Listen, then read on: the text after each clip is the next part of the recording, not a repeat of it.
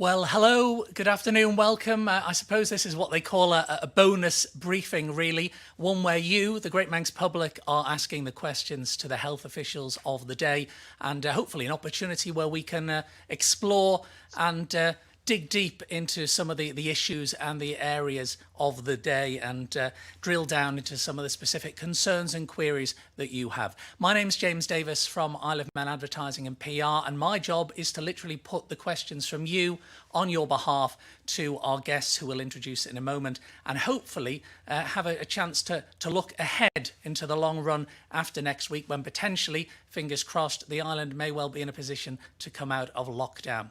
Without further ado, let us welcome our guests. I'm delighted to be joined by the Chief Executive of the Department of Health and Social Care, Kathryn, and the Director of Public Health, Dr. Henrietta Ewart. Thank you, both of you, for your time. No strangers to this forum, of course. Our panellists are literally here to answer everything and anything within reason, as long as it's relevant. From this afternoon, so no problem there. I'm told Brexit, the HS2 network and Liverpool's FA Cup run are out of the equation, but anything other than that is absolutely fine. I've not long seen them. There is an element of some repetition in some of the questions, so in a few of those I will double up rather than ask virtually the identical twice. But that aside, let us get going. And we'll start with Annette, if we may. She's been in touch. There's a vaccination query from her, and I'll put this to Dr. Ewart to begin with, if I may. She says, why is the Isle of Man's vaccine rollout, in her words, so much slower than Guernsey's, an island nation with a smaller population than ours? Actually, I think that's more one for Kathryn, because this is an operational issue that she'll be able to speak to. I do apologise, Kathryn. Thank you, James. Yeah. In effect, we don't believe that actually our programme is behind. There's a recognition that we started effectively an operational week later than Guernsey, which may be driving some of the viewers' thinking and findings behind the way that they're viewing the numbers. But we absolutely, in starting this programme on the 4th of January, and that was the difference effectively of a week, I think we're really referring to. And the Minister's been really clear throughout that we will catch up, for want of a better word, and I actually do think that catch up will be within the next week. Is that we actually went through a very, very, very stringent process to ensure that all the paperwork was correct. Your listeners will be aware of the fact that actually we are reliant on the UK indemnity in relation to this vaccination on the Isle of Man.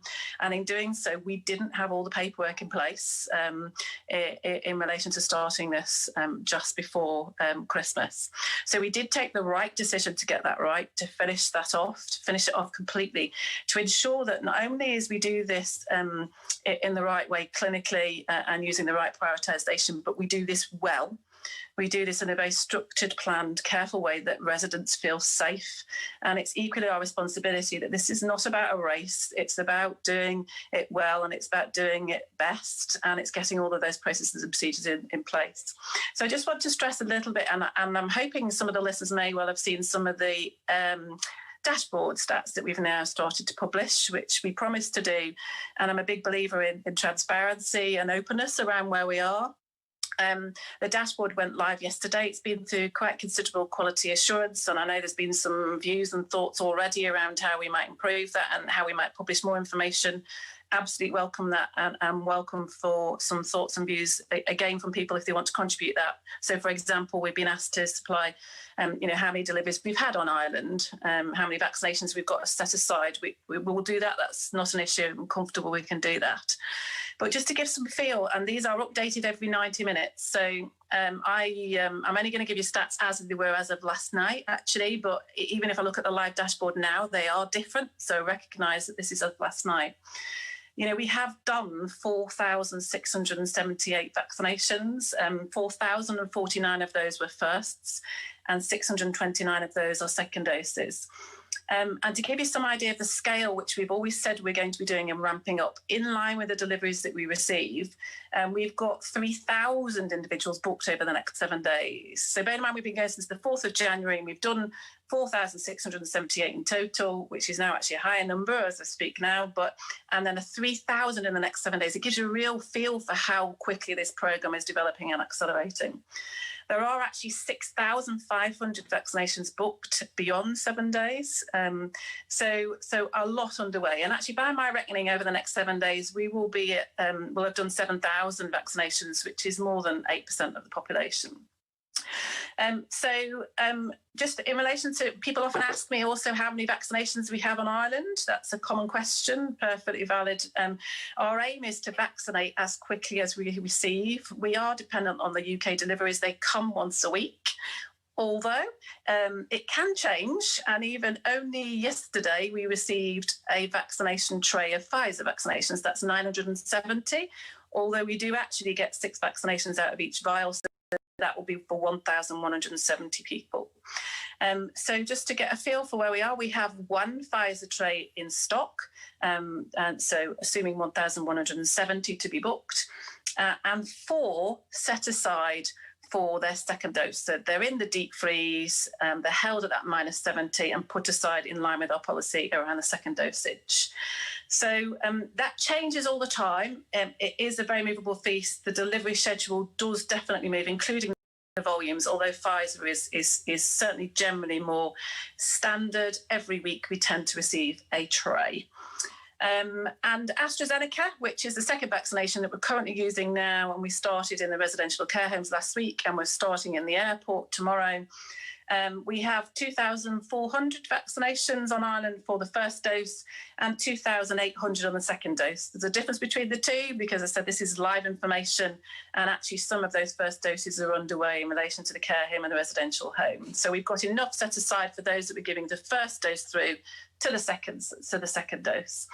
We're going to use, again, filling that hopper and that funnel of what we're receiving on Ireland, nearly 2,000 of those, about 1,700 next week, from tomorrow at the airport, just over 400 a day.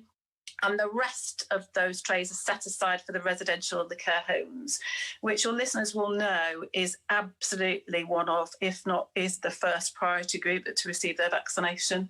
So it's really important through this, and I know Henrietta will support this, is that in line with our policy position around JCVI and following those protocols, that we do ensure that we've vaccinated in order to protect those that are most vulnerable, those top priority groups first. So hopefully that gives you some feel for the numbers that we're holding, the numbers that are coming through.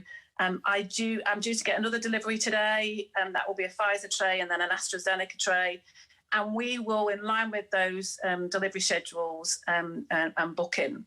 And just to give a feel for how fluid this is and how fast we are working, we didn't expect a tray from Pfizer yesterday, but we've, over the next couple of days, we're going to bring forward, because we now have one, all of those that were booked in on the 15th of February week to next week.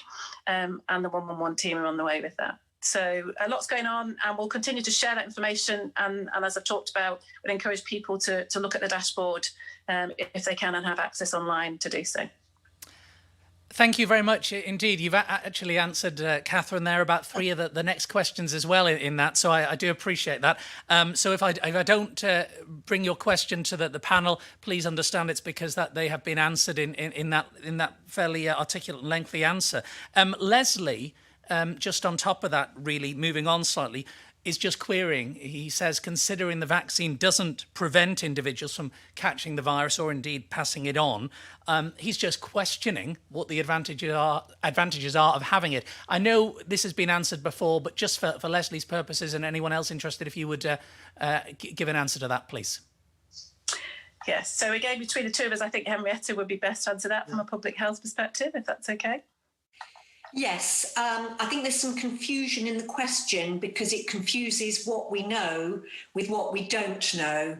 And what we know is the results that have been published from the phase 3 trials that were done on these vaccines. And they measured certain things and they got results about those certain things. So that is what we know.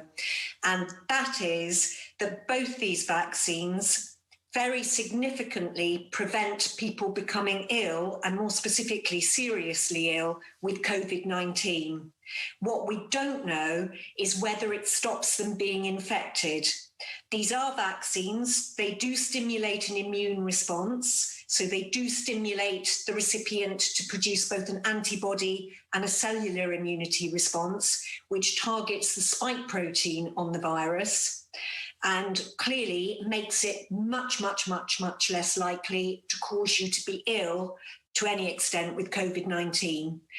Over the coming months, as more and more people are vaccinated and more long-term follow-up is available, we will begin to understand whether it stops people transmitting the virus to other people and whether it stops them becoming infected. But we don't know that yet. Thank you. Moving on, John is trying to understand, aren't we all, John? John's trying to understand where we go once the population of the Isle of Man is vaccinated. In terms of, he says it appears inevitable that annual vaccination may well become the norm for many, with the attendant pressure on the health service, of course. However, he says even if it transpires that the vaccines do suppress transmission and achieve the principal objective of saving lives, there'll still be a small percentage, he wonders, of vaccinated people who remain vulnerable, for whom the jab is not effective. So his question is, will the number of people who remain vulnerable, will that be low enough so as to not overwhelm our health service? The best case scenario is that we can get about 80% of the population vaccinated and protected. So in the 20%, you'll have the people that have said they don't want a vaccine for whatever reason, but non-clinical reasons, and also the people who either can't have it for a clinical reason or because of their clinical condition do not make a good response to the vaccine. And typically that would be people who are immunosuppressed. Their immune system is not able to mount that response to the vaccine. So that's what we're trying to aim for, 80% really of coverage of people who can be protected. And that we will hope, but obviously we have to wait until we see what happens, will enable us to reach a sort of equilibrium where the levels of the virus, the severity of the illness it causes, and the pressure on the health service will all be balanceable.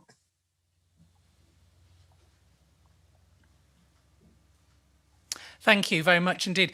Just as a supplementary to that, John is asking, will the opening of the borders ultimately to all, allowing potential new and harmful strains of the virus to enter the island, negate all that's been achieved and is going to be achieved? That is another unknown. Obviously, there are 3 variants of concern that are being talked about at the moment. One of those emerged in the UK. It looks as if it's more transmissible. There is some emerging evidence, which is not yet certain, that it may cause more serious illness. At the minute, it looks as if the vaccines we have are still effective against it. Then we have the other 2 variants. One is a South African variant, which has been detected in the UK.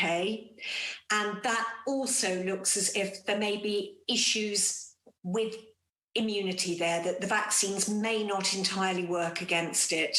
And then the third one is a Brazilian variant. There have been 2 Brazilian variants. In fact, this is the second, the most recent. That has not yet been detected in the UK, but it has been detected in people who travelled from Brazil to Japan. And again, early work indicates that there may be an issue there about immunity. But all of that is currently being studied in depth by the vaccine manufacturers. And also in other studies to look at whether people who have natural immunity because they were infected by other strains, whether that cross covers for these new strains or not. So all of that is work in progress, and we don't know the answers to it yet, but it is something that is obviously of concern. I appreciate in some cases it's like being asked to predict the lottery numbers for tonight, for example. I know it's not definitive, but is there a point where enough of the island's population will have been vaccinated, where health chiefs, and by that I mean yourselves and others, will recommend to government that border restrictions be eased? Yes, I mean, as always, decisions about the border are political decisions, obviously, and they are driven not only by what's happening here, but what's happening elsewhere. And in our context, the most important elsewhere is the UK, because that's obviously where most of our cross-border travel originates. So there are all manner of issues there. Obviously, back in the summer, when rates of viral infection, COVID infection across were very low, or compared to where they are now, actually, we did relax the borders a bit. We brought in the 7-day test as a way that people could come in and have shorter self-isolation, because the risks per traveller of being infected were very much lower. The risks per traveller now are obviously unacceptably high, so we have a much tighter policy. So even without the vaccine, there are policy drivers that we follow anyway in terms of the levels of infection across.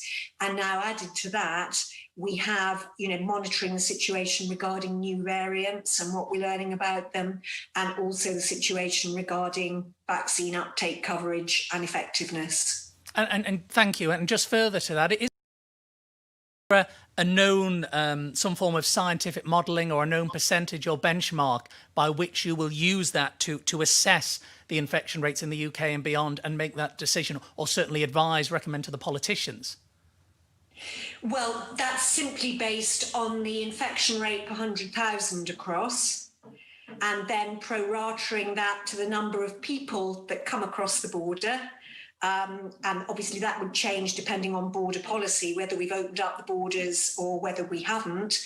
And then from that, the number of infected persons that we've based on the prevalent infection rate at the time. Thank you very much. That's very helpful. Thank you. Solomon has a point here, just moving slightly off topic. He wants to know, how can we stop what has happened in Guernsey this last few days happening here? Simple answer, we can't. We were almost like Guernsey just into the new year, as people will remember, when we had a really quite significant cluster. We're still doing the final analysis on it to really understand where it came from, but at the moment we're pretty confident it came from a travel episode, so we know how it got in. Guernsey are one step further down the line of uncertainty, if you like, in that at the moment they can't link their cluster to a travel event. And that means that whereas for us, we were lucky because by the time we managed to identify the issue, we'd got, if you like, one line of transmission, and we just had to follow that through with rigorous contact tracing and testing. For them, they've potentially got, a whole range of different lines of transmission that could be going all over the place in the community. And I think probably the kind of the illustration for that is something like a moorland fire, where you don't maybe even know it started because it started, you didn't spot it, it got in under the peat layers, and it's actually burning its way along under the peat layers, and then every so often it'll find a thin bit and it'll pop up and cause a little blaze. And when you've got the widespread community transmission and you can't link it back to one chain and one travel event, then that's effectively what you've got. And that's a very difficult one to deal with. So Guernsey are doing absolutely what they should be doing. They're doing very, very widespread testing at huge levels to try and find out everywhere where this could be, and then close it down through contact tracing, self-isolation, and so on. But yes, there, but for the grace of God is what we have to say on that. Any views on another point that's been raised on travel passports? I suppose this is a political one, really. It looks increasingly that most countries will require some sort of proof ultimately for being negative for COVID before entry is permitted. So could travel passports become the norm, especially if you want travel insurance? It is a political one in a way, but it's being asked, so I thought I'd put it to you. Well, I think that's probably another one that I can pick up. I'm not sure there whether you're talking based on a certificate of vaccination or a certificate that says you've just had a negative COVID test. I suspect they mean the latter. The negative COVID test. Okay, the problem with that is it's snapshot. All it means is that at the moment that you had that test, you were not shedding virus. you could already have been infected and be incubating. And the test won't prove you're not. So I think the issue with those tests, insofar as they're useful, they are useful as a red light test. So if you test positive, you don't travel. But if you're negative, you travel, but it's not a guarantee to the place you're going that you aren't incubating and aren't going to proceed to be infectious and infect people once you've got there. Now, if you are talking about travel between countries which both have circulating COVID at quite high levels, then actually that's quite a benefit. You may be grateful not to get a few extra positive cases. And if you still get a few cases that weren't positive when they tested, you don't really mind because it won't make a huge difference to your overall situation. For us, going for elimination, it would make a huge difference. We've only got to get one person across the border who goes about their business without any self-isolation, and they could spread it everywhere. We could be in a very bad position very quickly. So that's the issue with those tests, really. They don't guarantee that you are negative. They will tell you if you're positive, then you don't travel. But for elimination, somebody who just might be incubating, we can't take that risk. We would still have to do the self-isolation and the testing regime here, and the passport or certificate wouldn't get the person out of that. Very helpful. Thank you very much. Just back to the vaccine slightly, a question from John here. His question relates to the current vaccination numbers and simply ask, are you going to achieve your target, the island's target, to have everyone on the island vaccinated by September? I think he's questioning at the current rate, is it really achievable? Kathryn, I think James, I might take that. Yeah. Yes, we believe we will. I think it's we've always said, and it's absolutely caveated by supply, arriving as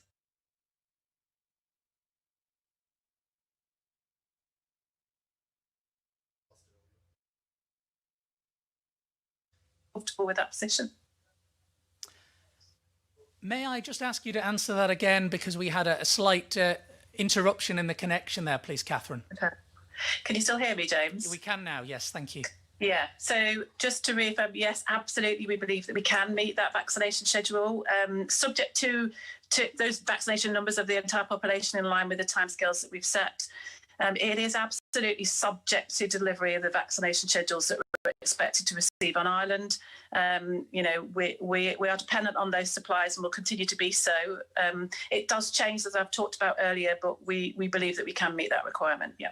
Thank you. Interestingly, I see the UK has missed its targets on successive days, as well. If we were outside the UK vaccine programme, Robert asks, what is stopping the government from trying to source vaccines from other suppliers, i.e. Russia, India, for example? Yeah, so we're not in that position. We do source them entirely in line. We as a government, we need to be indemnified for these vaccinations. They are licensed under emergency regulations, which we mirror the UK position. And we're directly related to how the UK source these vaccinations. Clearly, as a very small island, we don't have the ability, the scale to be able to do that. And the indemnity and everything that sits behind it all features through that chain.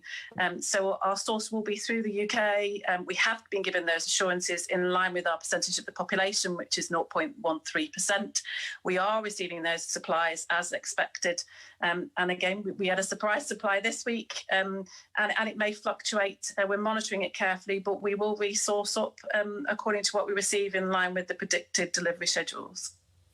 Thank you. Let's move on to Eileen, because thanks for your question, Eileen. Simply, she wants to know how you reach the decision to decide the order of call-up for vaccines. She's asking, is it by date of birth? Is it by month? Is it alphabetically from a list compiled from where? I'm sure there is a foundation and a structure behind it. Yes, that's really it's important to answer. Yes, so we've been using the JCVI protocols, which I think have been widely publicised. They are UK priorities that are set again. There's a huge infrastructure behind of clinicians, medics, scientists and professionals that have determined these priority groups. We mirror those. That's a policy decision of the department, and we'll continue to do so in line with the science and the evidence that's coming through. So if they change, then we'll continue to review that and make those changes accordingly. So we follow those to the letter. And in doing so, you'll have heard that the key priority is to vaccinate the top 2 priority groups first. So ultimately, the first group is those in residential and care homes.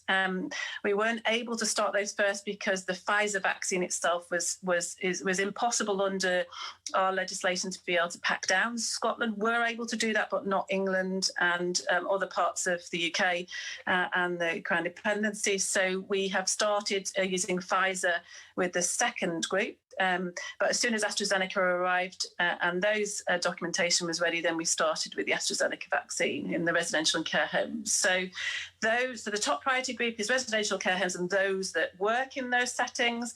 The second one then is the over 80s and frontline health and care workers. We are working on we've invited all of those, we're working on completing those.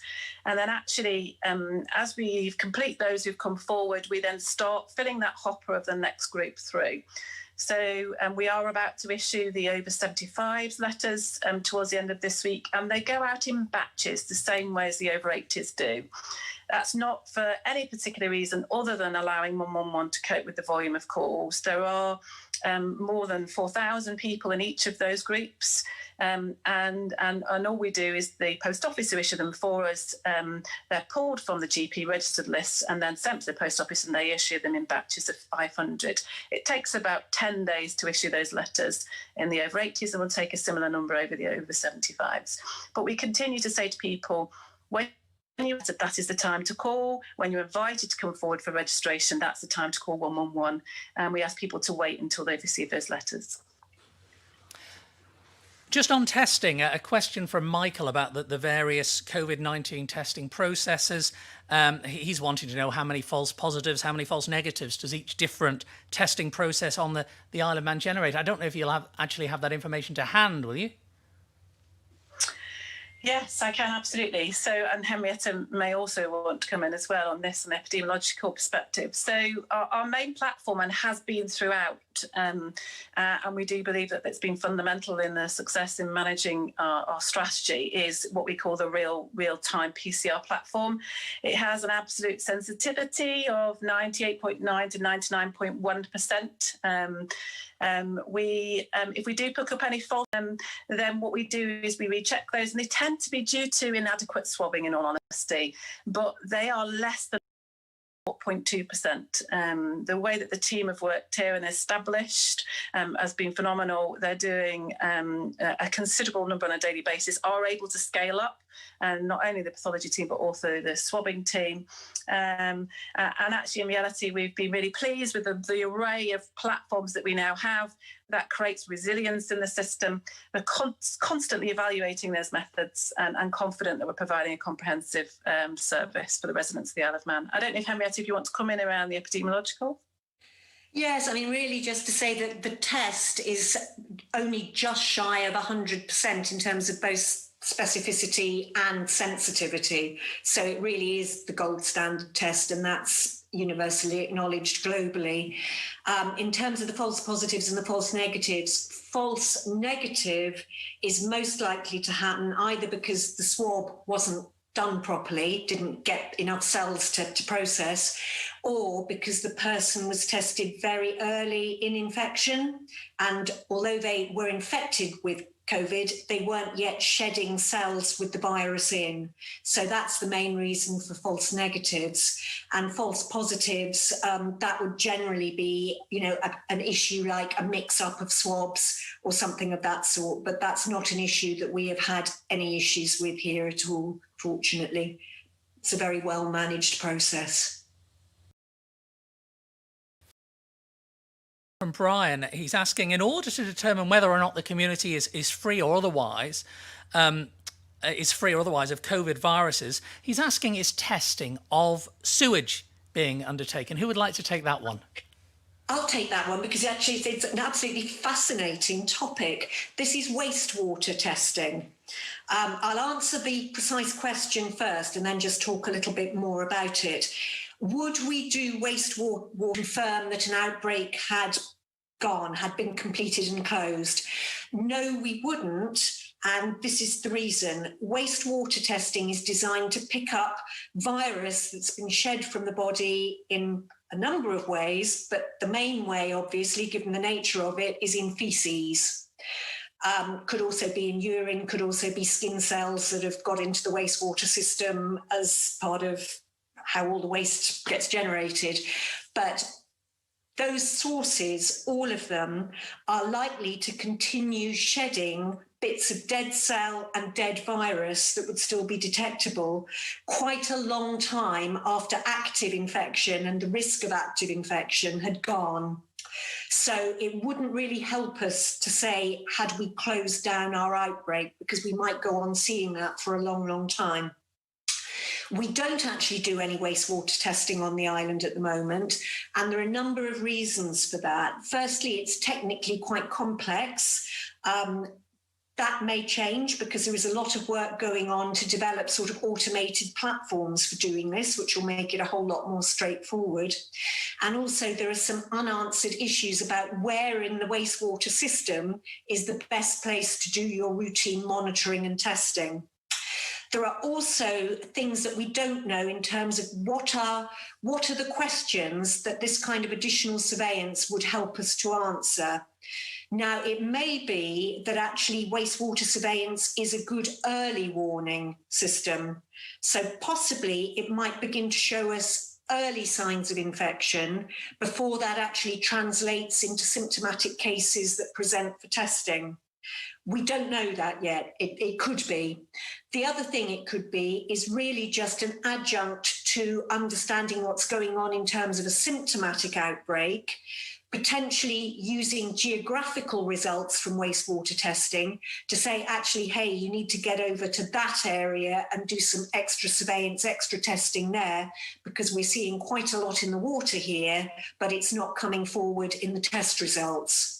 So those are the ways it may be useful, but how it will be useful and how it's best to do that, how it can be cost effective to do that, we're not clear on yet. And actually, there are a lot of pilots going on across the UK to try and answer some of those questions. And some other countries are also doing similar work. Australia is one. And so we're looking at the results as they come from those places to see whether it would be a useful and a cost-effective adjunct for us here. It's something I'm sure the majority that the public wouldn't have even considered. So thank you for the answer. Thank you for the question. From testing to shielding, Keith is asking, given the virulence of the new variant and how easily it could reappear in the community, would you advise the elderly and the vulnerable to continue shielding for at least 2 weeks following their first COVID jab to allow time for a level of immunity to be built up? I think to an extent that depends on the overall context. If we're confident that we have returned to a locally COVID-free situation, the strength of any advice for people in the clinically very vulnerable group to continue shielding, the strength of that advice comes down because effectively we are not concerned that there is much that they have to shield from. This is really where we get into how people feel about things themselves, how they assess the risks to themselves and what they're going to feel comfortable with. The questioner is absolutely right that it takes about 2 weeks to develop the immunity following the first vaccination. So if people feel that they would be more comfortable to, continue shielding or partially shielding until that time, regardless of the level of risk on island, then that's a decision for them to make. Just a general point that's being raised here before we move on. It's not a medical question, it's not a political question either, but rightly or wrongly, do either of you sense a less tolerant, more critical, aggressive approach and mood amongst the public this time. And I appreciate a lot of comments on social media, far from reflects all of the public. But in some areas we see and hear, it seems to be we hear and see much less of the wonderful community spirit and collective effort we had last spring. Just a thought, an observation from a listener, a viewer. But I just want to share that with you because obviously you both hear and read a lot. You get a lot of feedback. I'm happy to take that first, James, if that would help. At the end of the day, we concentrate on receiving feedback from a variety of different sources. I don't think we were in a position where we were unless there was a great deal of tolerance and understanding and support for the strategies that have been in place. We wouldn't have been able to be in that position where we've effectively backed in no community transmission if behaviours, I suppose for want of a better word, and tolerance, as you're describing, were not excellent. To look across to see differences there and ultimately what it could look like differently. And I pay credit, as I know a number of the ministers doing council ministers in a way that the Isle of Man residents have behaved and have been tolerant of what the ask is. And undoubtedly, they are the key difference that's made the difference in where we are now. And that's how I would answer it. Dr. Ewart? Yeah, I absolutely agree. I personally keep off social media, but obviously I do get emails from members of the public, often giving their views about what they think we should or shouldn't be doing to manage the situation.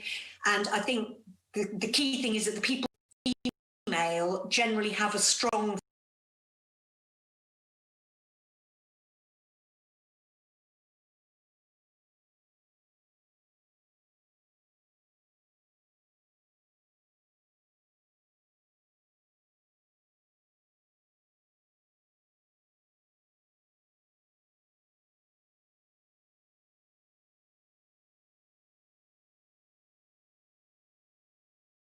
Muriel says, how far along the lines are we following the department's pandemic plan as referenced in the island's major incident response plan from just over a year ago now? And when was it last updated?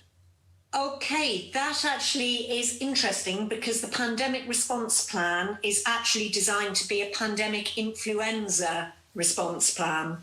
And it was last updated in February 2020. It's actually held by the Department of Home Affairs, Cabinet Office or the DHSC. And because it's a pandemic influenza response plan, a lot of it was not relevant to COVID because obviously in response to influenza, you expect two things that were not present at the beginning for COVID. And those two things are a vaccine against the pandemic strains, which if you don't have it initially, you expect to have pretty soon into things. And secondly, the need to distribute and use antivirals as treatment for the pandemic influenza.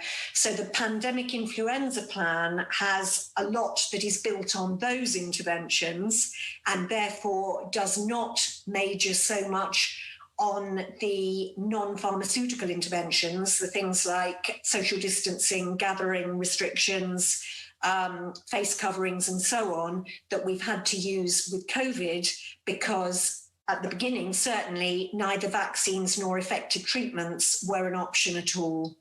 So, you know, there are some elements where there was transferable learning, transferable approaches, but others where there weren't. But it was actually February 2020, as luck would have it, just before all of this kicked off, that plan was last updated. Just before it all began. Thank you, Dr. Ewart. I'd be interested to know your viewpoint as well, Kathryn Magson. Yeah, thank you, James. Yeah, so just to add to what Henrietta said, clearly as a department, in our part in playing that, and clearly one of the lead departments in doing so, and we sit under this command structure that is part of that planning that Henrietta's just referred to. Clearly, we as DHSC have had to have extensive plans prepared. So we've taken it even one step further. So we've talked about how we in the past how we developed in the first lockdown, all the planning that went with that, what we had to do to shut down services, and actually we then spent, because it's incredibly difficult and time consuming then to pull back and reopen all those services. So it did take us quite a number of months to do so. and we prepared those back to health and back to care documents. But as a consequence of all the work that we have done in relation to this lockdown that we've had clearly a lot of the suite of those documents that would sit within that escalation planning and pandemic planning from a COVID perspective that we've been able to enact. So PPE is one of those personal protective equipment that we use in health and care settings. So we were quite easily able to, as soon as the next lockdown was announced, to roll back into those. So all the plans that we've had have been developed. They were obviously clearly developed at pace, and we had to change a lot of them as we went along.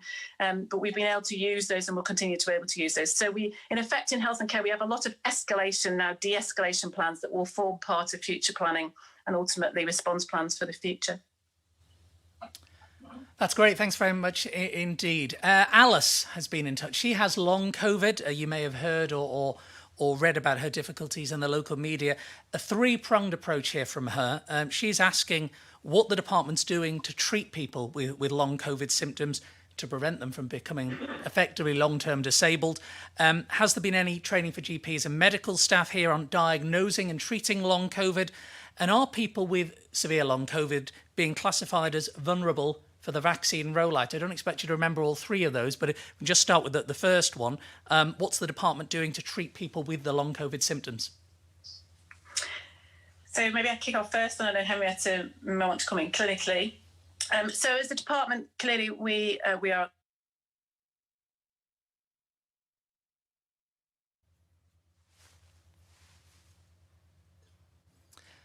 Kathryn, we've actually lost you at the moment, so I'm going to ask you to start off again, if I may. Can you hear me? I can. Can you hear me again? We can now. We can now. Thank you, James. Yeah. So as a department, we're very, very aware of these issues. There have been cases that have been flagged to us, as you would expect. We're managing them carefully at the moment with guidance and advice that's coming from the UK. There is some nice guidance that exists as well. And we're developing and starting to think about what these pathways might look like. We have appointed a lead clinician within DHSC to start to develop those, the diagnostics that go with it, the referral pathways, and then that will come through and be agreed by the department. So it's early days yet, and that'll be it is a piece of work that's already underway. At the moment, individuals are being managed in relation to diagnostic tests and referral pathways in line with some of the symptoms that they may be feeling. I think we've cut off again there, Kathryn. I'm sorry, we've lost Kathryn for a moment. I don't know from a clinical perspective if I can bring Dr. Ewart in at this point, and hopefully then we'll go back to Kathryn Magson.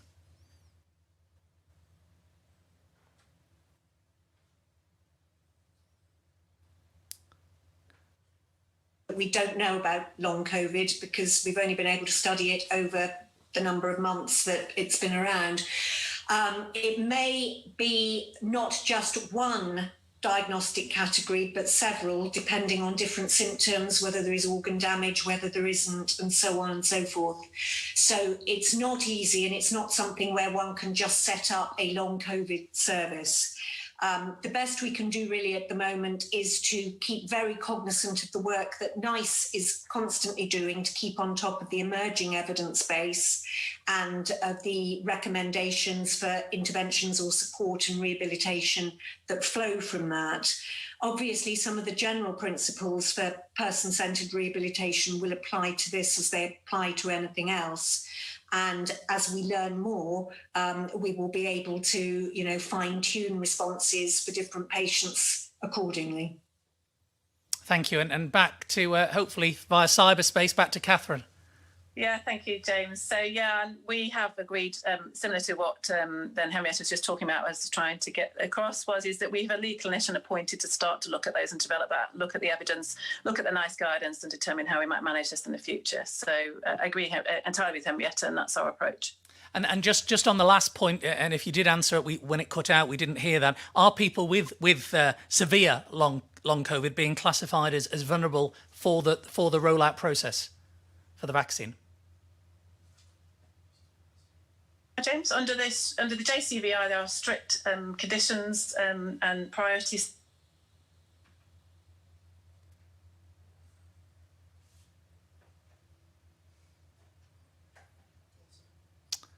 No, let's try again. Sorry, shall we? Sorry, Kathryn.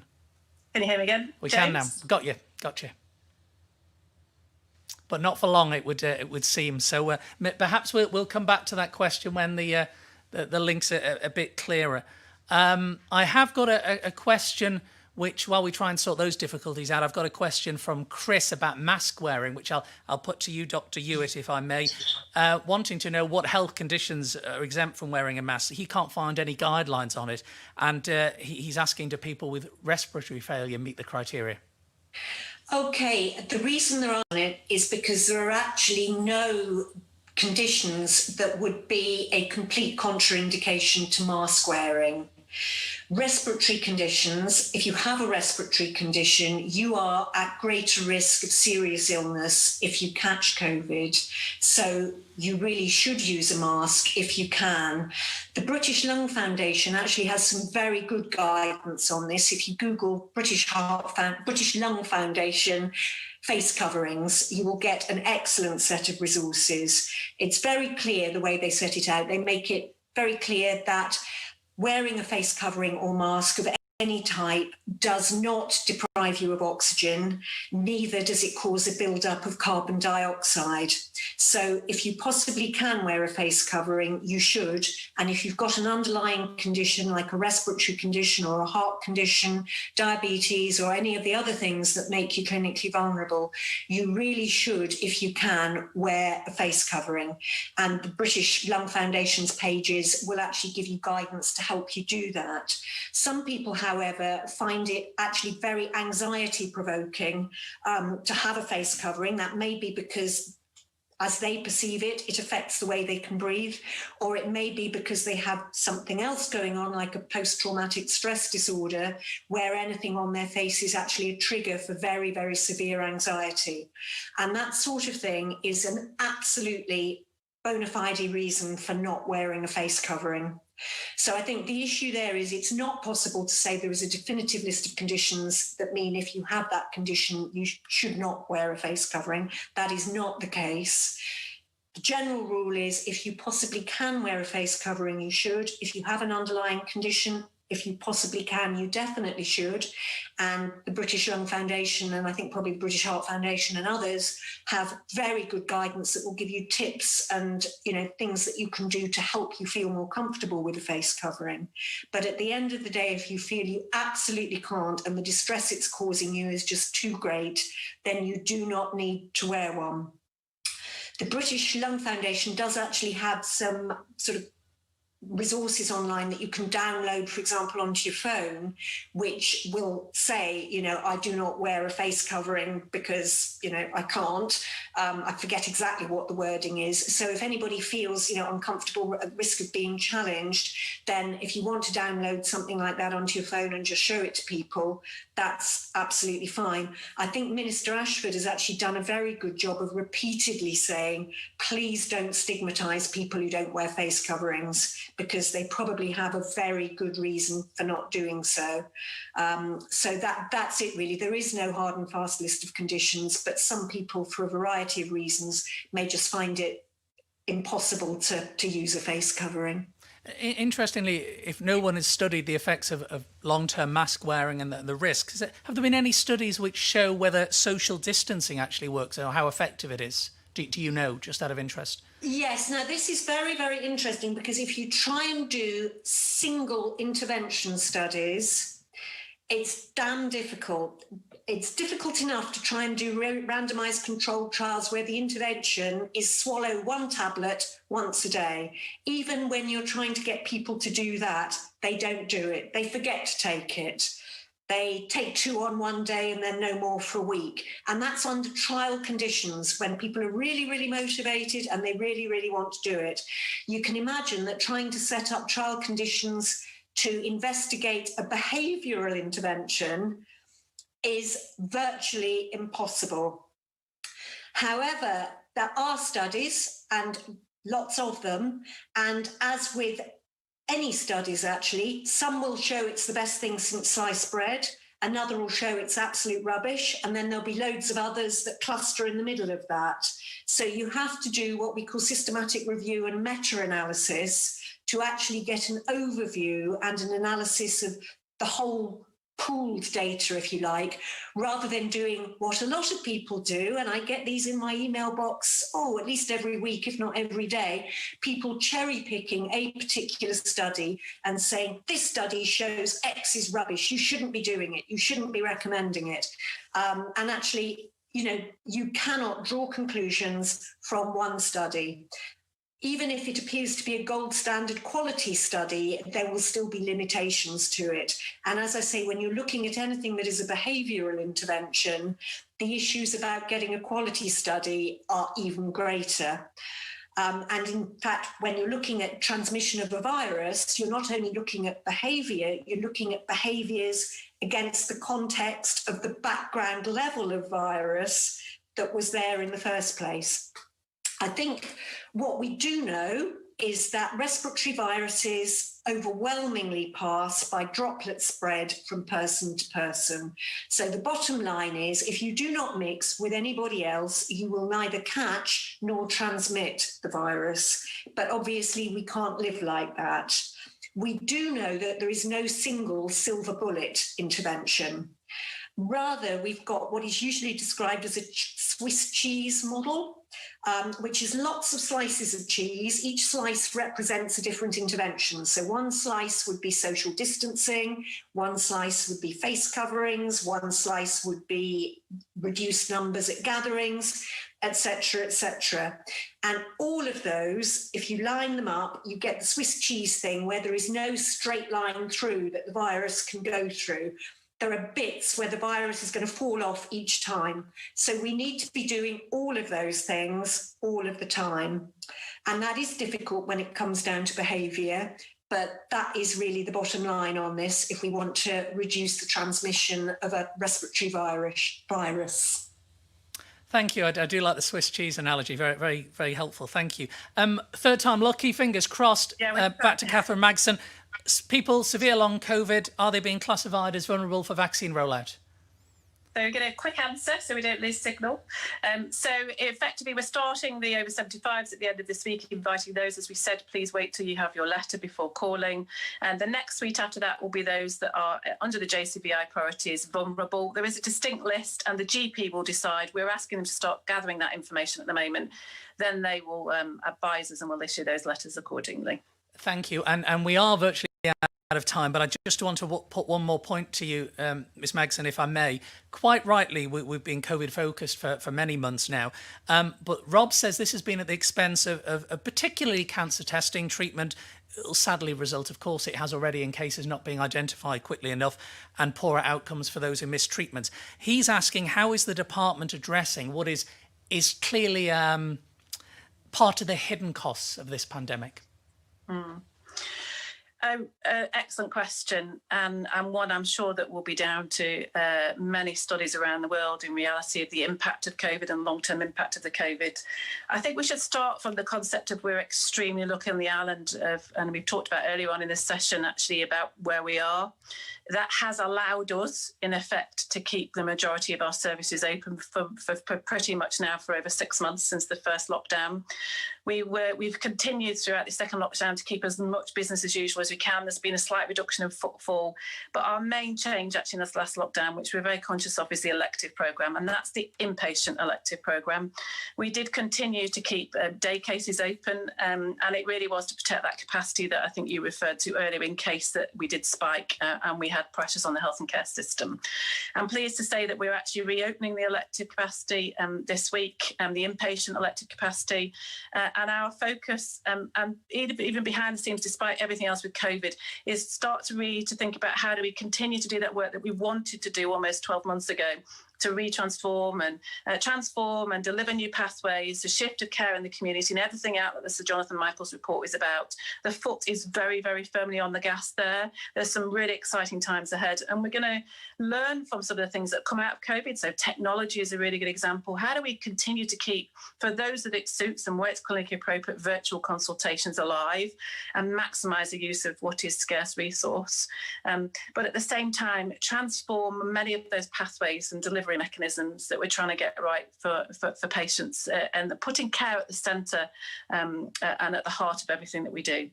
So yes, absolutely recognise it. We have got a huge programme and agenda here to follow around transformation. It's not forgotten. It's absolutely been behind the scenes. And we're working on rolling out as much as we can, as fast as we can.